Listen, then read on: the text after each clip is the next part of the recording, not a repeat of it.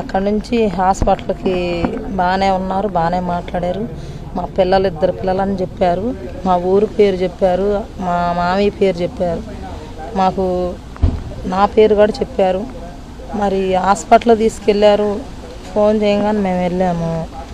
అంబులెన్స్లో ఏమైందో మాకు డౌట్గానే ఉంది, అంబులెన్స్లో ఏమన్నా చేశారేమోనని. అది జగనన్న గారంటే మాకు చాలా అభిమానం.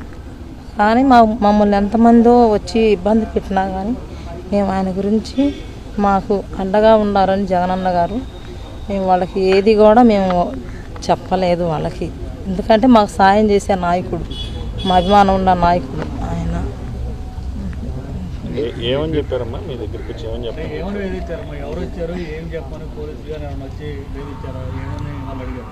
పోలీసులు వచ్చారు, వీడియోనే చూపించారు మాకు వాళ్ళు.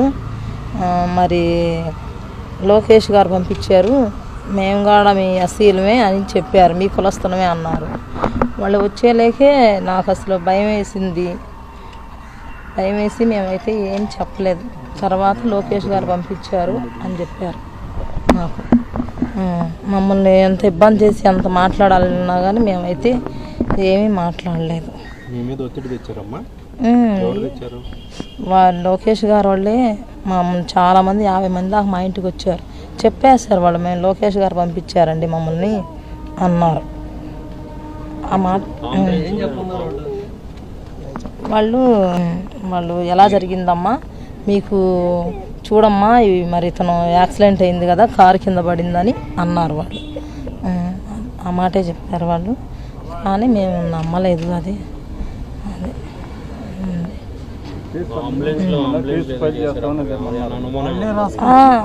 అంబులెన్స్లో మరి బాగానే మాట్లాడాడండి, ఇన్ని మాట్లాడిన ఆయన. మరి చిన్న దెబ్బలే తగిలినాయి చేతికి, ఇక్కడ తప్పనిచ్చి ఎక్కడా దెబ్బ తగలలేదు.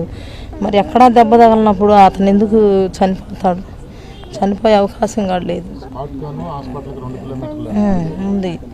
మరి ఒక్కరావు దెబ్బకే చనిపోడు, ఏదో అంబులెన్స్లో జరిగిందనే మాకు అనుమానం. మరి జగనన్న గారు మా పార్టీ వాళ్ళు వచ్చి మేము తీసుకెళ్తాం, మా అతన్ని మా పార్టీ నాయకుడిని మేము తీసుకెళ్తాం మా ఆటోలో అన్నా కానీ వాళ్ళు అసలు ఒప్పుకోలేదంట. అంబులెన్స్ రావాలి, దానిలోనే ఎక్కించుకుంటాము అని చెప్పారు. మరి ఈలోపు ఆలస్యమయ్యేలేకే ఇదయిందో మరి ఎట్లన్నా కానీ అంబులెన్స్లోనే ఇదయిందండి.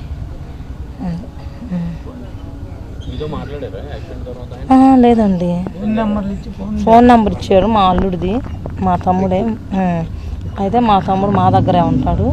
చెప్పంగానే మేము వెళ్ళిపోయాం. ఏంటంటే అమ్మ చిన్న దెబ్బలే అని చెప్పారు. చెప్తే మాట్లాడలేదండి, ఆయనతో మాట్లాడలే. ఆయన ఎవరితోనో ఎవరో ఫోన్ చేసి చెప్పారు. ఇప్పుడు కలిస్తే ఆయన మాకు కుటుంబానికి అండగా ఉంటామమ్మా. పిల్లల చదువులకు బాధ్యత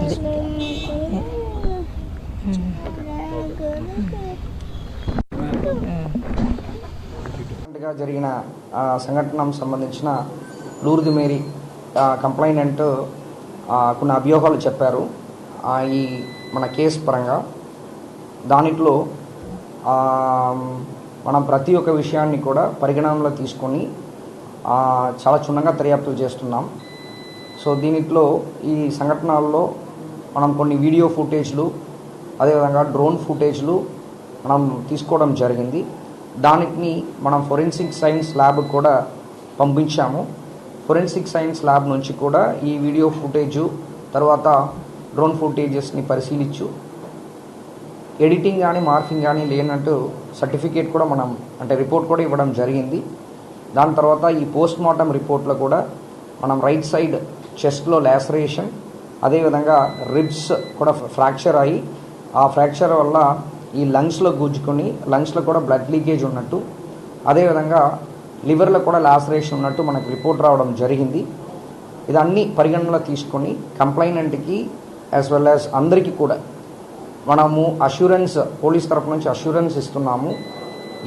ఈ పర్టికులర్ సంఘటనకు సంబంధించిన దర్యాప్తుల్లో చాలా క్షుణ్ణంగా పరిశీలించి టెక్నికల్ ఎవిడెన్స్ కానీ, విట్నెసెస్ కానీ, అదేవిధంగా అదర్ ఫిజికల్ ఎవిడెన్సెస్ కానీ ప్రాపర్గా కలెక్ట్ చేస్తూ హానరబుల్ కోర్టు ముందు ఛార్జ్షీట్ త్వరగా మనకి 18/6/2025 ఎక్సీఎం గారు సత్నపల్లి స్టాచ్యూ అన్వీలింగ్కి వెళ్ళడానికి ఒక కాన్వాయ్ అంటే 11 వెహికల్ ప్లస్ 3 వెహికల్ పర్మిషన్ ఇవ్వడం జరిగింది.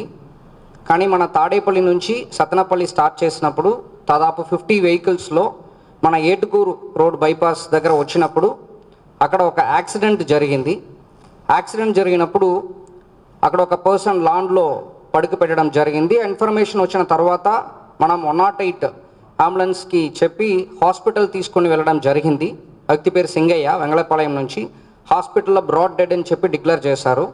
అప్పుడు వాళ్ళ వైఫ్ లూర్ద్ మేరీ ఇచ్చిన కంప్లైంట్ మేరకు మనకి 106 సబ్ క్లాస్ 1 మేరకు మన కేసు రిజిస్టర్ చేయడం జరిగింది.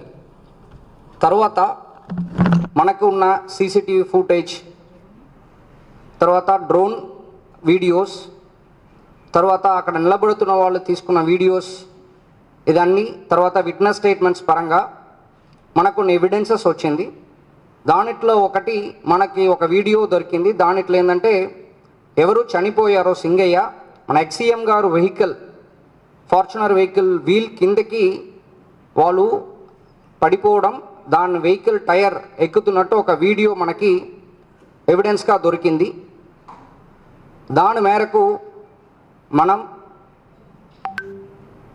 106 సబ్ క్లాస్ 1 బిఎన్ఎస్ సెక్షన్ని మళ్ళీ 105 బిఎన్ఎస్ కిందకి మనం మార్చడం, అలాంగ్ విత్ 49 బిఎన్ఎస్ కిందకి సెక్షన్ని మార్చేసి దానిట్లో ఉన్న డ్రైవర్, తర్వాత ఎక్సీఎం గారు, తర్వాత నాగేశ్వర్ రెడ్డి, సుబ్బారెడ్డి గారు, పెరినాని అండ్ విడుదల రజన్ గారు అందరినీ కూడా అక్యూజ్డ్ కాలంలో యాడ్ చేయడం జరిగింది. సో ఇది మన ఫర్దర్ ఇన్వెస్టిగేషన్లో ఇంకా ఇన్ డెప్త్ ఇన్వెస్టిగేషన్ చేస్తూ కేసుని యాజ్ పర్ లా ఫైనలైజ్ చేస్తాం.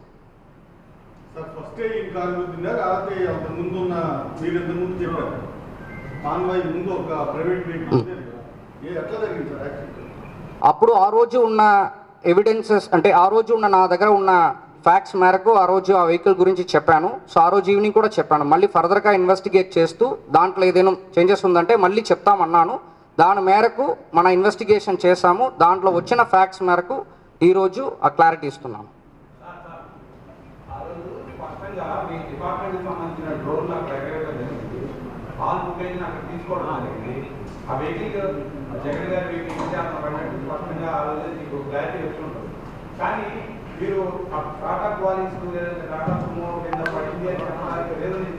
అంటే ఆ రోజు క్లారిటీగా నేను చెప్పట్లేదు. ఆ రోజు నాకున్న అవైలబుల్ ఇన్ఫర్మేషన్ మేరకు నేను చెప్పాను.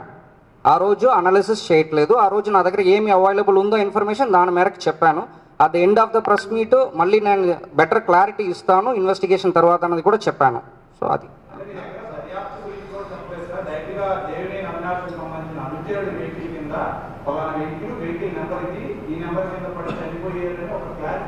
లేదు, నేను అలా 100% చెప్పట్లేదు. మీరు తప్పుగా చెప్తున్నారు. లేదు, నేను అలాగే చెప్పట్లేదు.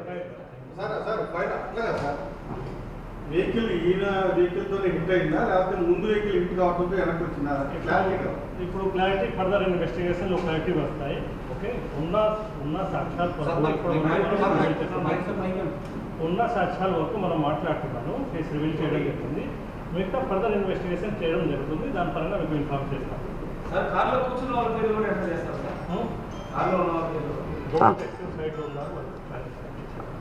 యాజ్ పర్ లీగల్ మనం యాడ్ చేస్తాం.